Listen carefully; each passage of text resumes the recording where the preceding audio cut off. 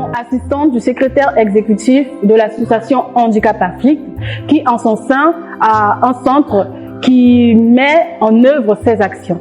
Ce centre, c'est le centre médico-psychopédagogique, en sigle MEDIPSYP, qui s'est donné pour objectif l'autonomisation des enfants handicapés.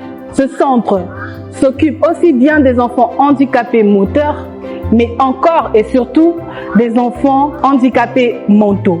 Donc, ceux atteints de trisomie 21, de retard mental, de IMC qui est l'infirmité motrice cérébrale et ce... Joyeux anniversaire au centre MEDIPSYP. Pour les 30 ans d'existence de MEDIPSYP, nous sommes très heureux et nostalgiques d'avoir participé au développement de ce centre. Nous célébrons nos victoires et souhaiterions encore plus améliorer la prise en charge de nos enfants et que la société finisse par les accepter.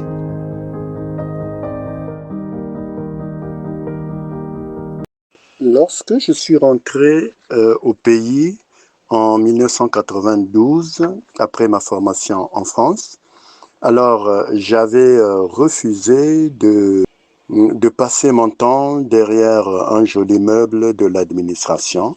J'ai préféré rester sur le terrain et faire ce pourquoi j'avais été envoyé en France pour étudier. Alors, en 1993, j'ai rassemblé autour de moi 24 techniciens de la réadaptation qui travaillaient un peu dans les divers services du pays, qui étaient en psychiatrie, qui étaient à l'Institut des jeunes sourds, qui étaient ceux-là qui pensaient comme moi, qui voulaient rester sur le terrain de la réadaptation. Ensemble, nous avons créé l'association Handicap Afrique. C'était le 1er septembre 1993. Mais 93, c'était déjà la guerre civile qui était en train de s'exprimer sauvagement dans le pays et les écoles vraiment marchaient qu'un cas. Les enfants n'allaient pas très régulièrement à l'école et donc, surtout du côté des institutions spécialisées de la place à Brazzaville, donc l'Institut des jeunes sourds par exemple, l'Institut des aveugles, l'école spéciale, vraiment c'était, j'allais dire, les parents pauvres de l'école. Et c'est pour cela que en 96, nous avons, donc Handicap Afrique, nous avons voulu faire de telle sorte que nous puissions créer un outil qui nous permette de nous exprimer malgré les violences qu'il y avait dans le pays.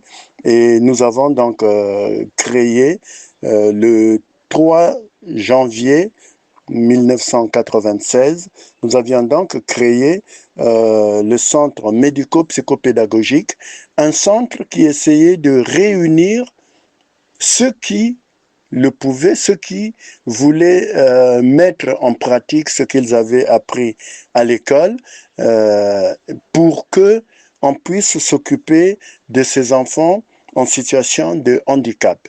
Et puis, on s'est aperçu dès les premiers temps que on recueillait davantage. Bon, quand je dis davantage, on a commencé avec 5 enfants, mais les 5 enfants qui étaient pris dans un petit espace de 4 mètres sur 3, c'était des enfants en situation de handicap mental. Eh ben, handicap mental, eh ben, parce que je pense que c'est les plus faibles parmi les faibles, hein, les plus faibles parmi les faibles, ce que certains parents appellent les déchets de la vie, et encore d'autres qui disent c'est des faux billets. Ben, un faux billet, qu'est-ce qu'on peut faire avec ça? Et donc, nous nous sommes intéressés à ces faux billets davantage d'abord à eux avant d'aller plus loin.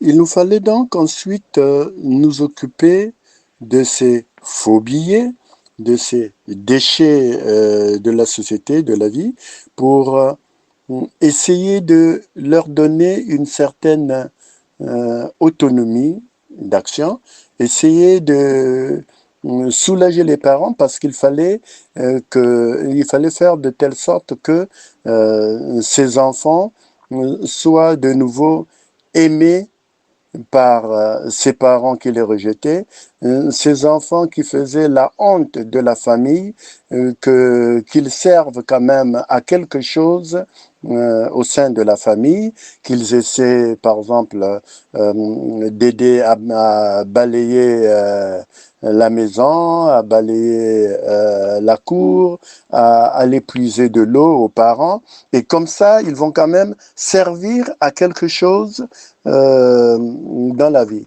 Et c'est comme ça que nous avons réussi, par exemple, à créer avec eux et pour eux des ateliers d'apprentissage. Et par exemple, le chef de tous ces ateliers, c'est un sourd-muet, hein, c'est un sourd-muet à qui, c'est vrai, Dieu a refusé la parole et lui, mais qui lui a donné vraiment une grande richesse. Par exemple, lorsque nous avons des partenaires qui arrivent, comme la Société d'études et de soins des enfants paralysés de France, quand ils arrivent, par exemple, bon, il n'y a pas que eux, il y a aussi la Fondation hollandaise sur un pied d'égalité, eh bien, ils sont, pour ne citer que ceux-là, eh bien, ils emportent ces objets que fabriquent nos enfants, nos jeunes handicapés, qui revendent, et ça fait vraiment la fierté de Medipsip. Cela nous fait vraiment une bonne publicité d'abord pour ce que nous sommes et pour ce que nous faisons.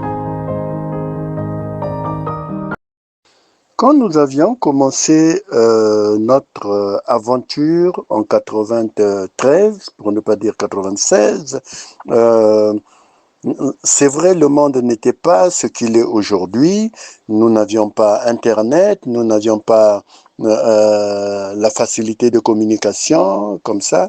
Eh bien, Internet a rapproché un peu le monde, ce qui fait du monde, comme on dit vulgairement, un village planétaire.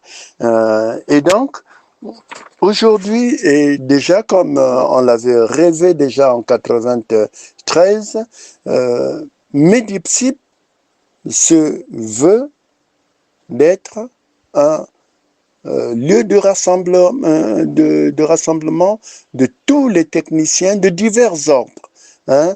Et donc, si hier on a commencé avec des techniciens de la réadaptation seulement, mais aujourd'hui, je pense que nous avons aussi besoin, oui, on peut dire que les nutritionnistes aussi font de la réadaptation, mais pas que.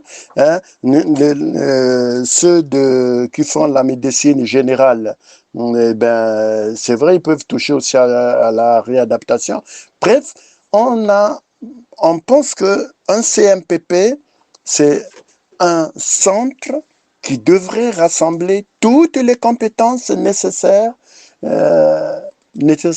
au développement, nécessaires à la prise en charge d'un enfant en situation de handicap.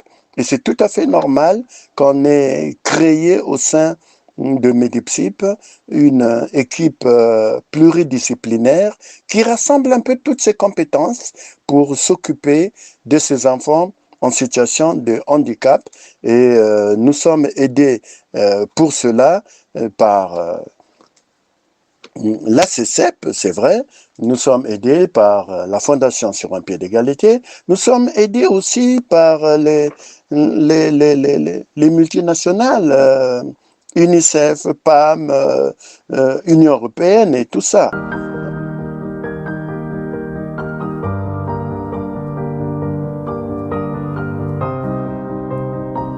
Grâce à ce travail où tout le monde apporte sa contribution pour le bien-être, pour le mieux-être de l'enfant en situation de handicap, nous arriverons à faire de telle sorte que l'enfant en situation de handicap, d'abord du Congo et plus tard de l'Afrique, soit un enfant aussi bien suivis, qui reçoivent les soins de qualité, qui n'auraient, j'allais dire, rien à envier à un enfant qui serait suivi en Occident, en Asie, ailleurs, hein, parce que ces mêmes techniciens qui qui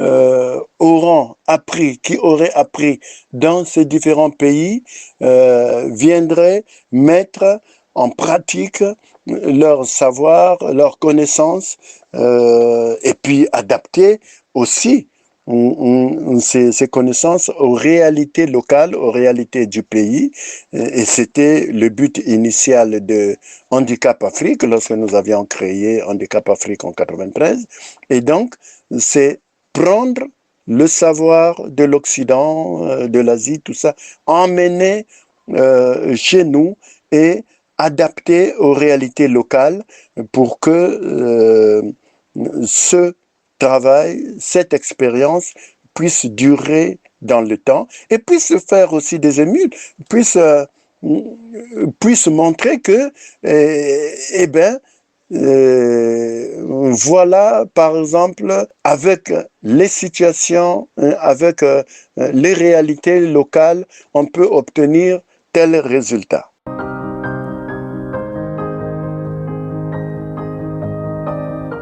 Vous savez, nul n'est éternel ici-bas, et puis personne n'est irremplaçable. Et donc, il faut penser, nous, on a eu le courage, on a eu l'initiative de démarrer cette expérience avec les réalités de notre période, de notre époque.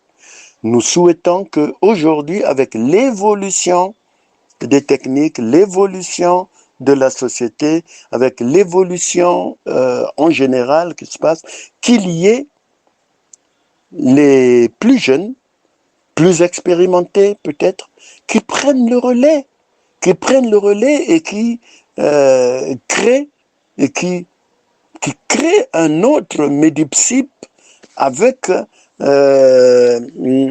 les réalités actuelles et qui puissent partir de Medipsip d'hier pour faire un Medipsip qui ressemble un peu au flamboyant. Le flamboyant, c'est un arbre de chez nous que je trouve très merveilleux parce que en décembre, janvier, quand il fleurit, et pourtant c'est un arbre qui paraît tout à fait banal, mais quand il fleurit en décembre, janvier, il fait vraiment d'abord de l'ombrage, c'est vrai, mais c'est vraiment très très beau. Et mon souhait serait que Medipsip de demain soit un flamboyant pour le Congo, pour l'Afrique, pour les handicapés. Et aussi pour les techniciens de la réadaptation, pour les techniciens tout court, qui s'occupent des personnes en situation de handicap, que ça devienne une école de la vie, au profit de l'enfant en situation d'handicap.